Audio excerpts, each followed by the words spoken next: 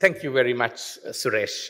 Let me thank the Ceylon Chamber of Commerce, its chairman, Vish Govindasamy, CEO, Manjula De Silva, Suresh Shah for moderating, Dr. Dushni Virakon, Dr. Howard Nicholas, who are on the panel with me. I think this is a very important moment in Sri Lanka's economic thinking and trajectory. And I think it is a privilege, or it's certainly important for all of us to come together and to start thinking sensibly about a way forward that is going to work. Dushni, of course, is the macroeconomic guru in the country. When I first came to work at IPS in 1994, Dushni was a collective guru in macroeconomics, and I think it is very important for us that she's here and able to comment on the views that we take. In starting us off, I just want to quote from a famous play by Arthur Miller. I think some of you know him as a famous playwright, others as the third husband of Marilyn Monroe. In his play, Death of a Salesman, there's these poignant words that have always stuck with me, where Willie Loman, the salesman who dies, his life is being reflected upon by his son Biff. And he says these words. It says, he had all the wrong dreams, all wrong. And when Biff says that about Willie Loman, he means two kinds of wrong. He means, on the one hand, that Willie Loman was aiming for the wrong kind of goals. He had the wrong goals. He was defining success incorrectly as a salesman. But it also means another kind of wrong. He means that Willie Loman was denying the reality or the facts that were around him, and he was living an illusion and sleepwalking himself into a reality that was much worse than the one he was imagining or living. So I think in thinking forward, I want to just make sure that we understand our reality first. That we are not living an illusion. We know what the facts are. We can look at the numbers and get them straight, because we live in a media culture in which it is very difficult to know what the truth is. Every day there is a politician, a bureaucrat telling you things that you have no way to fact check or figure out whether it's correct or not. If you believe everything in the media about how new reserves are flowing into the central bank, we would be overflowing with reserves in the central bank today at the rate the newspapers report them as coming and coming and coming. So it's very important, I think, to get a reality check, and I'm going to do that first in 4 parts, and then talk about how do we set our goals correctly.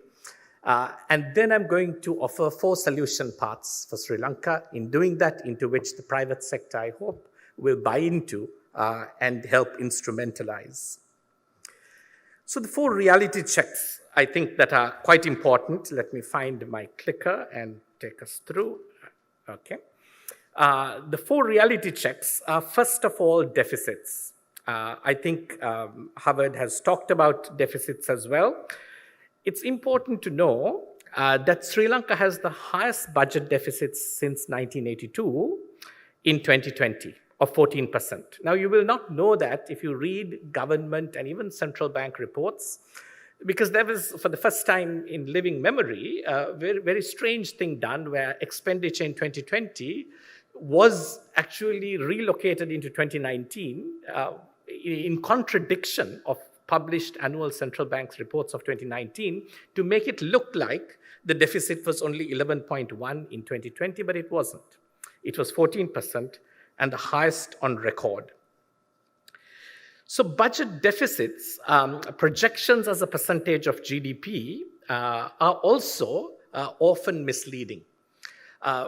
If you read Verité's budget reports that we brought out for the last 5 years, you will realize that it is that they have always been more correct on their forecasts of public finance outcomes and budget outcomes than the government's own budget document. So actually, if you really want to understand the state of the economy and the state of public finance, you should probably read the State of the Economy report from IPS and Verité's State of the Budget reports that are put out, because reading the budget documents tends to be quite misleading, and this is just evidence that has been demonstrated even in Parliament, in the Committee of Public Finance. And what you can see is that there is really not very much chance under the current policy framework of the budget deficit getting into single digits in the next up to 2025, even though the projections are the way they are, and they are, of course, always the way they are, painting a rosy picture of the future, illusionary future that Sri Lanka never manages to get towards, while digging itself deeper and deeper in a hole. So what we believe is really quite important. What you see here is the gap between what the government projects as revenue and what revenue is actually realized. Now, you can see that last year, the revenue realized was 23% less than what was projected. It is a record, really, for the gap between what the budget said it would be and what it actually was. It's a record in terms of absolute numbers, 468 billion. And actually, it's be greater than that, because even that is still a forecast that's a little too positive, and 23% of projected revenue. Now, I said that Verité Research has been making projections. Now, last year, when the budget was actually announced, Verité projected a revenue of around 1.58 billion as the real revenue that was feasible. And today, government's forecasts is giving you pretty much the same number in 1 year later. In November 2021, the government is now admitting what Verité forecast in November 2020, which is why I think it is very important that we be careful of what numbers we accept. The better forecasts are always available, and those who want to, I think, move towards the reality and sort of work through avoiding the illusions have methods to do that. Where do I point this to? Okay, flip, yeah. So again, revenue projections. We can see that we've had revenue at slightly higher levels, above 12% of GDP in the past years. They crashed to 9.2% of GDP in 2020 on the back of very strange tax cuts that were presented by the government. And we'll talk about that later. And the government, of course, once again projects an upward path for revenue, but the reality is that revenue will hover around 10% of GDP under the current policy framework, and it can't really get much higher.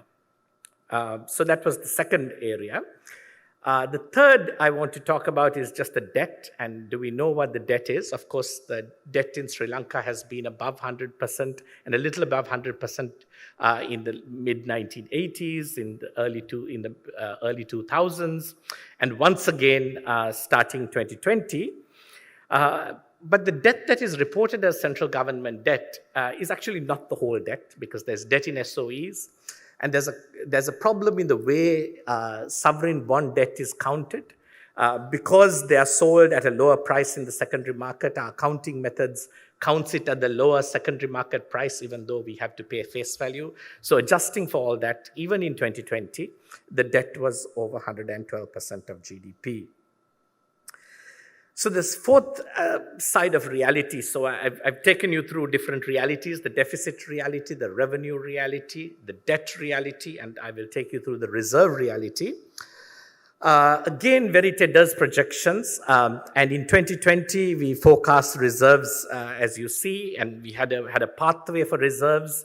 And our projections have generally been pretty close to what was being played out, except that we had to revise them 2 months ago, or in November, and I'll give you that. So our 2021 base case was that at the end of 2021, you will have 2.6 billion US dollars in reserves.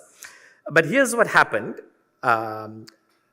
that we've had to revise that because in the last 3-4 months, the reserves have started declining precipitously.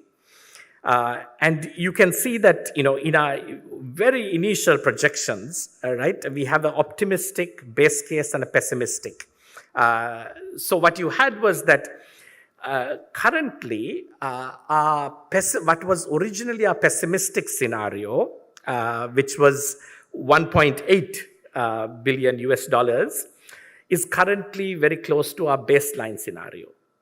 We think that is, it will be a little less than that on a baseline. What was previously our baseline scenario is now an optimistic scenario, and our pessimistic scenario is under that. And remember that 1.8 billion is actually 1 month of imports. So it's a very, very critical point. In Sri Lanka's reserves have never been lower than what it is now in terms of months of imports in history. So I think this reality with regard to our deficits, with regard to our revenue, with regard to our debt, and with regard to our reserves is very important to just have the right numbers. Because you will see different numbers being projected and presented from what are essentially political platforms. And I think it's very important for the private sector, Ceylon chambers, to really invest in professional analysis that grounds the decisions and thinking and evaluation of the private sector. Because without that, the decision making can also become quite weak. Let's get to the goals. What is the goal that we should have for the Sri Lankan economy? Now, everybody's shown you these numbers about the average debt repayments, and this also shows you interest payments, capital payments in the past, as well as going forward from 2020. And often, I think you've heard it said, both in media, in your circles, whenever the government pays back some debt, people say, wow, the government succeeded. Isn't that great? Okay, the government is able to repay debt. Okay, but really, we come back to the question of Willy Loman and his goals. When he's specifying his goals correctly or incorrectly, what should Sri Lanka's goal be? Is it to repay debt to foreign bondholders who have bought our debt already at a deep discount of 20, 30, 40% and are getting windfall returns every time we pay back debt, and to save, to kind of maximize the benefit at that end? Or is it really to minimize the pain for Sri Lankans and the Sri Lankan economy? The goal cannot be to benefit. There are, of course, vested interests even in the Sri Lankan economy. The goal cannot be to maximize the potential for political patronage of the government in the way it spends its money. The goal must be, I think, to minimize the pain for Sri Lankans as a whole and the Sri Lankan economy. And repaying the debt as we do now seems to be getting ourselves into enormous pain, because you can see that actually the November month-end projections, Howard said that he couldn't find the number. There are ways to estimate it based on the numbers the central bank puts out, is 1.4 billion. So we hope that some of the things that the governor of the central bank, who spoke earlier, will come true. And even then, our base case is 1.7 billion. So we hope it will go up a little by the end of December. And I want to say, we've been always optimistic. Many of the people who spoke on the first panel in the morning were critical of Verité, because 1 year ago and up to about 8 months ago, Verité kept saying there is a path, a debt-sustainable path for Sri Lanka. There is a way in which we can solve our problems, and it requires these policy adjustments, which we made quite public and well known. Unfortunately, that path was not taken. So, in a way, two roads diverged in a wood. We took the path more traveled by countries that get themselves into deep trouble. We didn't fix the problems, and now every time we repay the debt, we increase the pain on the local economy. we look how to squeeze and save dollars in a way that hurts growth, which Howard rightfully said is one of the most important things we should be focusing on in getting the economy going again and succeeding for the future. And as reserves go down, what you find is that our credit ratings go down. So they've gone down 3 notches since 2019 December.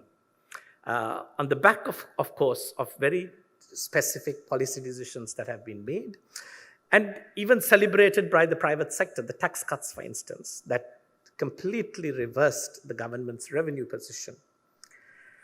So let me say, how should we define success? If we want to get Sri Lanka back on a path where we put Sri Lanka first, not foreign bondholders first, not vested interests first, not political patronage first.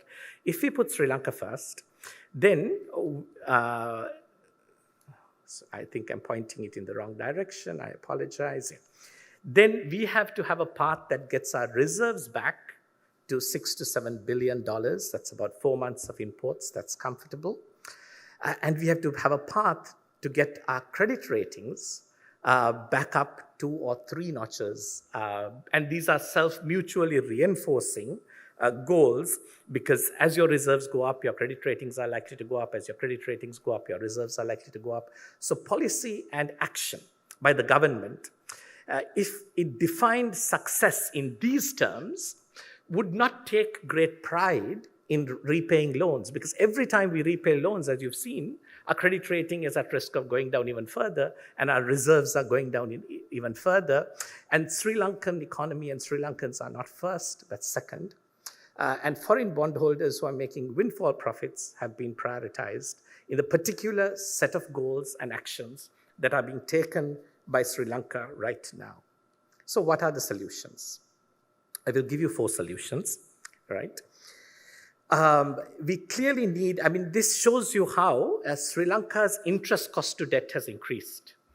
It increases not only because our debt increases, actually that's a small part of it, increases because when we are seen as increasingly risky, when our credit ratings go down, our cost of debt goes up as you are seen as more risky.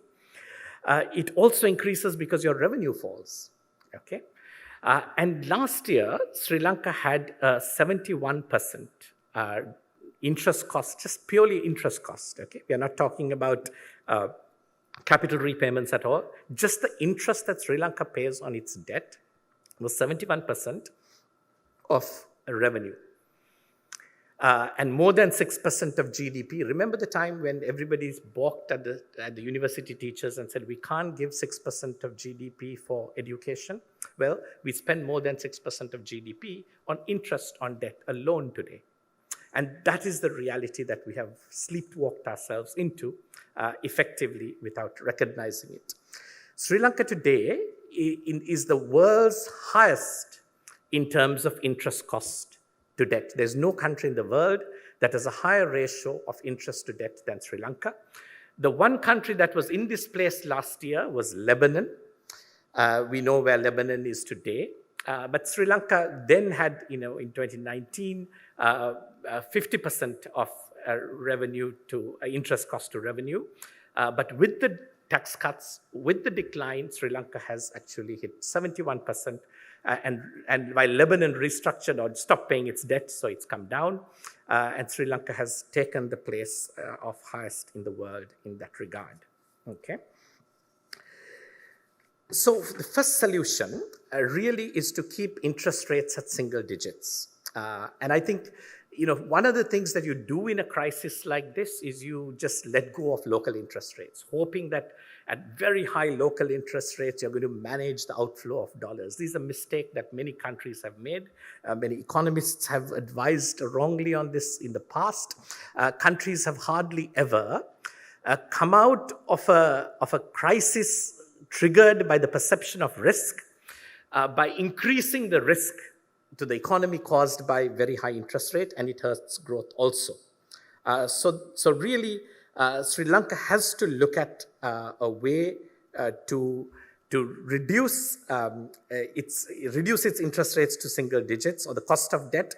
And this is part of, it should be part of a strategy, the second solution that Sri Lanka needs, let me just check, is to also keep primary deficits under 3% of GDP. So there's a question about what kind of deficits can you run, and Howard, I think, talked about it. Well, the kind of deficits you can run depends on your growth rate.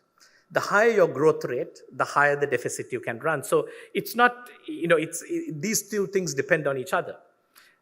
You have to have both low interest costs and high growth rates if you want to run higher deficits, okay?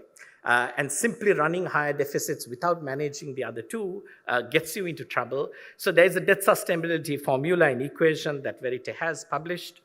You can find it on our website that shows that 55% of GDP growth as a primary deficit is sustainable at our current debt levels, which means debt to GDP will not increase provided some other conditions are met. So keep the primary deficits under 3% is also quite important. And actually, so I won't go into the numbers. This does mean that the budget has to be revisited quite substantially because the current budget does not attempt to actually get us to that level. The third solution, which I think is perhaps the most important to consider, is that Sri Lanka now, and as I said, we had a path 8 months ago. We don't have that path anymore.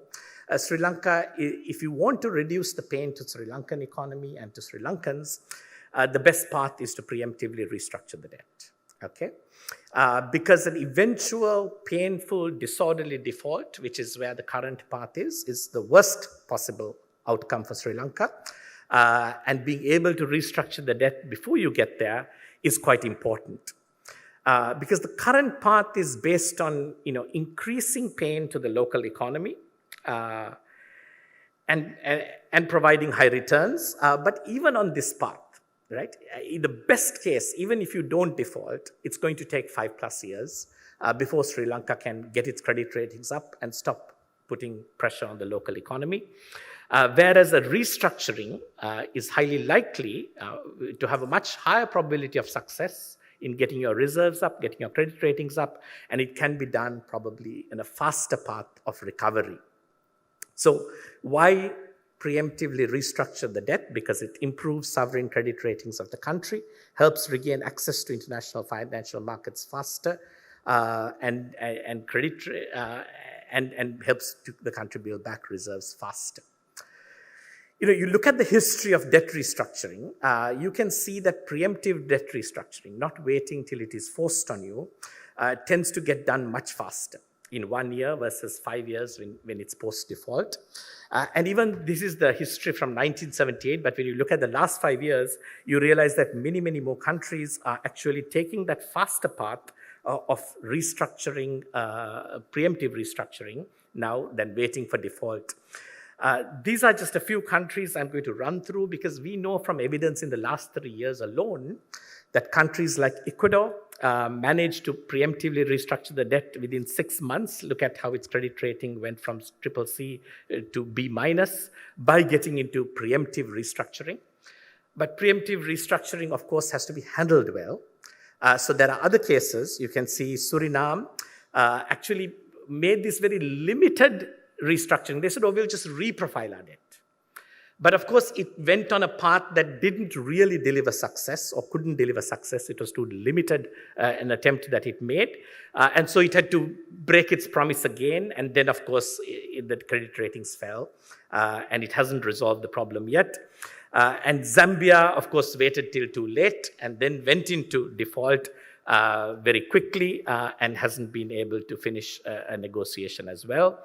But notice that all these countries went into negotiations and discussions while import coverage on the top right-hand side of the reserves were more than 2 months, right? In Suriname, it was 3 and 4 months. Zambia was over 2 months. And only in, I think, in the case of Ecuador, it got its reserves back up as well. So it was 1.3 months in 2019. After the preemptive restructure, it got it back almost to 4 in a year. That's how quickly it managed it, by acting early and acting quickly. Sri Lanka's reserves are under 1 month now, okay? And this is Sri Lanka's situation. So we are still putting 1.4 months, not updating it to the current level. And Sri Lanka is, in a way, in a more precarious situation, but has been slower to engage on a preemptive restructure, which has worked for many countries. It's not guaranteed to work because it depends on how you do, how professional you are in getting about it, but certainly a stitch in time can save 9, okay? Before I go to the, so here's the simple argument: less pain, faster recovery, higher probability of success. If Sri Lanka bites the bullet properly and preemptively restructures as quickly as possible, there's no time to lose. I want to end by simply doing a case study on government policy with regard to the chemical fertilizer ban and its resolution. Verité Research, lots of experts have said this ban was not sensible. Verité Research asked farmers, and Subhashini Abesing, who led the studies in the audience, we found that 76% of farmers depended for more than 50% of their fertilizer on chemical fertilizer. Only 9% did without any chemical fertilizer. And that 85% of the farmers said they expected their harvest to decline. 50% said they expected the harvest to decline by more than 40%. Nevertheless, you saw that government policy was slow to revert and provide a solution. And when the solution was provided, it turned out to be rather a partial solution. Because now the farmers are not given chemical fertilizer. Private sector is allowed to import it, and farmers are already in difficulty. And we are set now in Sri Lanka to have high food inflation and shortage in food production, and having to now lose more foreign currency in importation as well. So this case study is important because it might be an anthropological window into how government policy is working itself out if some action is not taken to prevent that trajectory, right? Because with regard to the debt and reserves problem, Sri Lanka might be on a similar path of trying to do too little, too late response, and macroeconomic stability needs a faster response and a more significant response than what is being envisaged in what we hear from government at present. So I want to end by telling this to the private sector, right? That this fourth solution is that private sector in Sri Lanka, we say, is accustomed to living in a broken system and how navigating in a broken system. So we always go as individuals and negotiate with government and say, look, can you help us, escape this problem that is going on in the country? So you work to, but what happens is that people protect themselves and the losses to individual interests while the pie is shrinking, right? But actually we have to increase the size of the pie, not to fight for a larger slice in a shrinking pie is ultimately still going to be a very small slice that doesn't get Sri Lanka out of the woods. And in the current path, of private sector jockeying for larger slices of the pie will diminish, and it's a short-term approach. Whereas the alternative path, if the private sector found a way, the farmers found a way to come together, surprisingly, right? And ultimately ask for a retreat and a reversal of government policy, even though it was too little and too late. I believe the private sector in Sri Lanka is more powerful than the farmers.